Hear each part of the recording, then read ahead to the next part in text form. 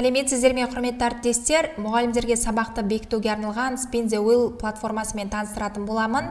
Видеоны жоғалтып алмас үшін маған тіркеліп, лайк басып өтіңіз. Осы сайттың сілтемесін осы видеоның астына описание бөліміне қалдырып өтетін боламын. Сол жерге кіріп, осы платформаны сабақтарыңызда қолданып көріңіздер. Бұл платформада дөңгелектерді айналдыра отырып, оқушылардан сабақ сұрайсыз. Сабағыңыз бұл платформамен өте қызықты өтеді.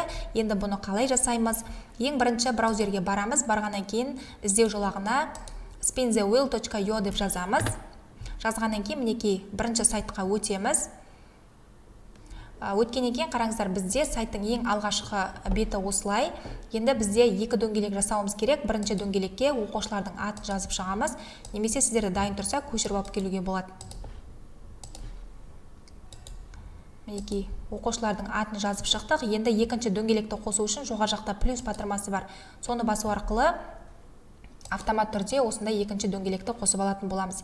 Енді екінші дөңгелекке сұрағымызды жазамыз. Немесе көшіріп алып келсеңіздер болады. Неке вставить етеміз. Автомат түрде қараңыздар, бізде сұрағымыз шықты. Енді осы дөңгелектерді екеуін бірге айналдыру үшін жоғары жақта барлығын айналдырыңыз деген кнопка бар. Соны бассаңыз, осылай екеуі бірге айналады.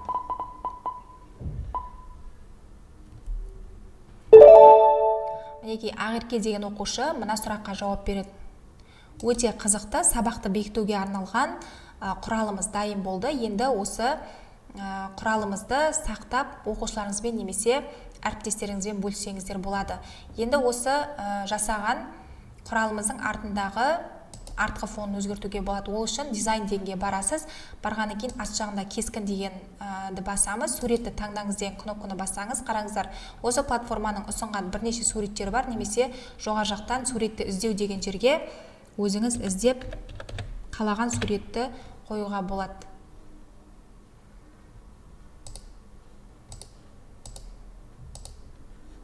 Өте керемет сайттардың бірі, сабақтарыңызда міндетті түрде қолданып көріңіздер.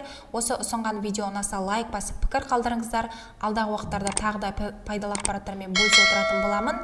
Осындай пайдалы ақпараттарды өздеріңіздің достарыңызбен, әріптестеріңізбен бөлісе отырыңыздар.